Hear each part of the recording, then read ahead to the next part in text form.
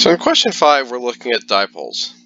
And specifically, we're looking at the dipole of a molecule known as methanethiol. And methanethiol, as is indicated in the problem, has a structure that looks like this. Just a methyl, a CH3 group, bonded directly to a thiol, or SH group. Now, what makes this one a little unusual is normally when we talk about dipoles, we find that dipoles exist in molecules where we have significant differences in electronegativity.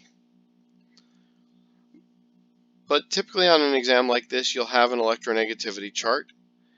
And if you would go and look carbon and sulfur up, even if I didn't tell you this in the question, the thing you'd find is that they have very similar electronegativities.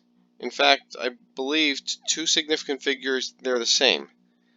Once you get into the hundredths place or maybe the thousandth place, you will find a small difference. But to two significant figures, they actually have the same electronegativity. So how is it that they still have a dipole? Well, this is a good example of a place where it becomes very important to remember things like molecular geometry.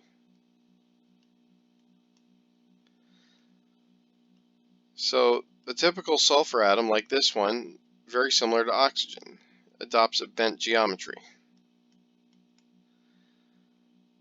And with that, these two lone pairs, there's really nothing to equal out them out. And basically, it's the presence of the lone pairs on sulfur that causes the dipole to occur.